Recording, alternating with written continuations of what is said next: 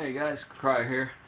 In my first video I talked about surface, one of my favorite topics. My second video, this one, I'm going to talk about balls. In particular, the Slazenger Wimbledon Slazenger Ball, which this is actually one. It just doesn't look like it because it's been used. You can kind of actually make out the Slazenger insignia.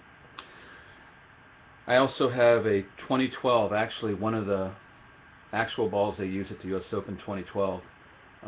Right here, you can see Wilson US Open, the regular duty, the red. On the back here you have the fire symbol, whoops, and again used, but you can see the 2 right there, it's 2012, US Open 2012 ball. Anyway, it's interesting because this ball, I can't tell you how I got this one. But this one, I actually found on a tennis court, and it's been used, so I expected it to be played pretty poorly, but it actually played pretty well. My girlfriend and I actually enjoyed using it, and it's very small. In fact, the U.S. Open ball lately has gotten bigger, and you can see here, it's a little bit, it's hard to see from the video here, but it's a little bigger than the Slazenger. And these balls, these Wilson US Open balls, used to be known as a small bullet back in the day, but now it's not that small anymore. My point, the Slazenger ball used to be smaller. I don't know if this is probably just a generic brand. I mean, a lot of times they come out, the ones you get in the store, like you can buy these Wilson US Opens in the store, and all they have is this insignia. They don't have the fire symbol on the back, and they're not the same that they're going to be using at the tournament. And I'm having a feeling that's the same here, because this ball is pretty small and pretty quick, and that is not the ball they're using. There's no way. There's been, testimony as to the ball getting bigger. I think Tim Henman, if I'm correct, I don't get me on this, but I'm not sure. But I think he was talking about he has the collection of these balls over the last 10 years or so, and how they've been getting bigger. Something more important, though, than just the size of it. Dunlop makes, the Slazenger ball. The Dunlop manufacturing company. They're brilliant. They've been making rubber products forever, going back, obviously the Dunlop tires. I think they said there was 14 chemicals that go into their rubber composition of their rubber for the Dunlop Fort ball that used to be used at French Open. This ball, this Wimbledon ball made by Dunlop, is really soft. From everything I've seen, and I've heard some things too, but from what I've seen, definitely on video, you can watch for yourself. You go in slow motion, you don't even need to actually. It really squishes when it hits the ground or when it hits the racket. There's sometimes still pictures, you see it coming off the racket. It seems very soft, yet the rubber is so strong and resilient. It would have to be, with the way these guys hit today with these rackets and the power. It would bust these balls, so they have to be. The rubber has to be very resilient. What that means is, if you take a lot of the air out, there's 3 things that go to a tennis ball. It's the felt composition, the rubber composition, the rubber core, and how much air you put in the air, the compressed air. Obviously, less compressed air, it's a deader ball. If you use a very resilient rubber, one that's flexible yet springs back to form quickly, and you take some air out, what you're going to have is a ball that goes pretty slow through the air. It's a pretty dead ball, and it will also deform when it hits the ground or the racket, but it will deform very quickly and spring back very quickly. What does this all do? You're playing on grass, and I'm not even talking about the felt, the special type of felt. You can actually see it here. You can see this felt in the Slazenger one right here is a little like a darker. Again, once I get better at these videos, I'll be able to maybe do some editing for that so you can see it easier. But there's a special felt for Wimbledon ball, specifically for the grass or when it gets more dirty, the dirt, whatever. But that's part of the picture too, and it grabs down into the grass. But the big thing about this is that ball deforms so quickly and so easily compared to any other ball. In other words, I'm saying it's a bouncy ball. It's a slow, bouncy ball. The funny thing about it is that you can still get a lot of aces, because serving with, that from the serve, you have a lot of extra power that you're not going to have off the ground, unless you leap up in the air and whack it. Every once in a while you'll see someone do.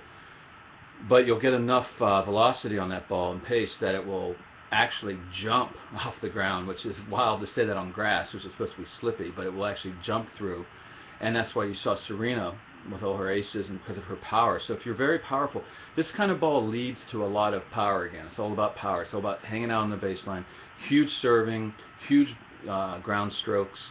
It takes the variety away it can. The one thing that is interesting, and I've been noticing, is a guy like Tomic loves these balls.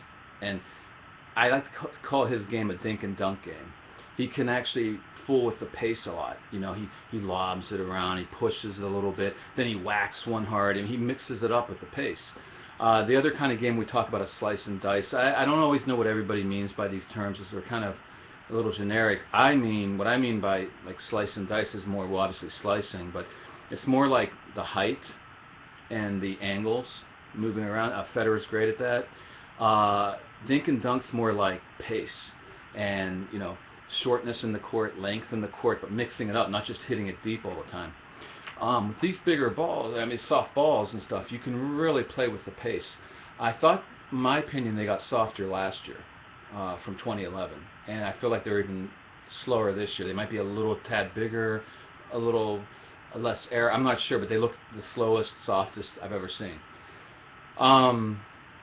Last year, Federer actually did some great stuff against Djokovic, where he actually really, it's hard to get these balls obviously to stay low now. The grass space is harder than it used to be. We all know that, but this changed years ago. It hasn't really changed much since. And the 100% perennial ryegrass hasn't changed since 2002.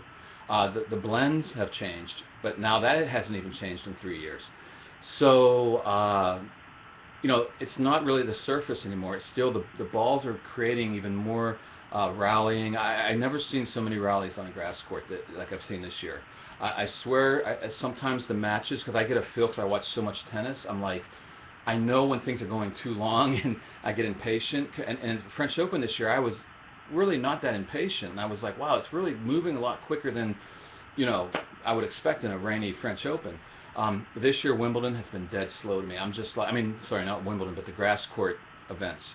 I have had to get up and leave and come back. I remember there was a time not that long ago I couldn't leave. The game would be over within minutes, it felt like. That's how fast the pace was, the pace of play.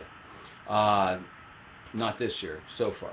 And believe me, I don't think Wimbledon's going to be any faster than that. If anything, it might be a tad slower, but it's going to be about the same,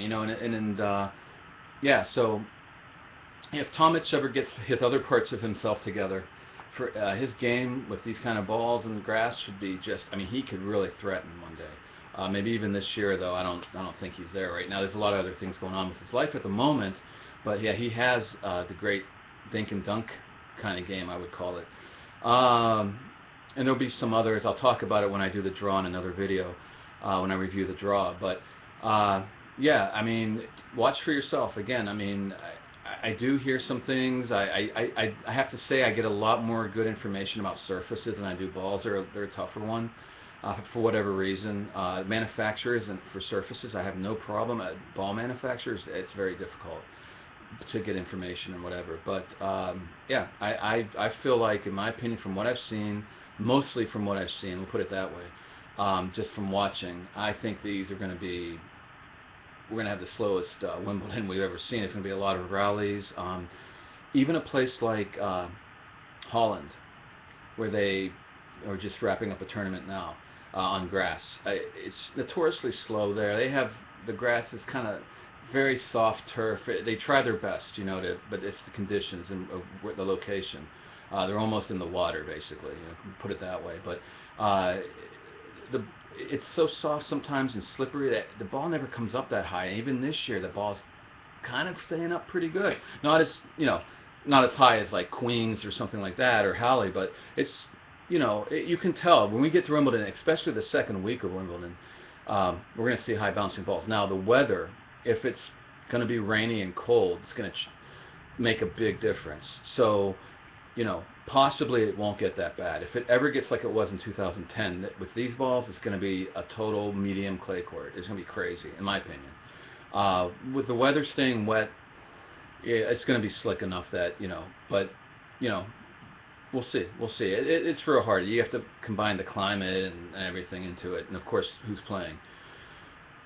So that's my take on what we may see with the action. You may be able to go get a bite to eat in between games, which you usually couldn't do. You will miss a whole set before. You won't this time. Possibly you may feel at times like this is a slower pace of play than the French Open was this year. Interesting. Everything coming to the middle. Everything's coming to the middle. I mean, there's a lot of reasons for that, but mainly, fair play is one, believe it or not, and money. But, people like rallies for now, But, okay, so I hope that helps a little bit. Down below, I do have some links you might want to check. I have one link I'm going to have down below, but when in the 90s, I think it was 94, and I'll put it up, where they were talking about finding a way to make the ball softer. So I think they figured it out.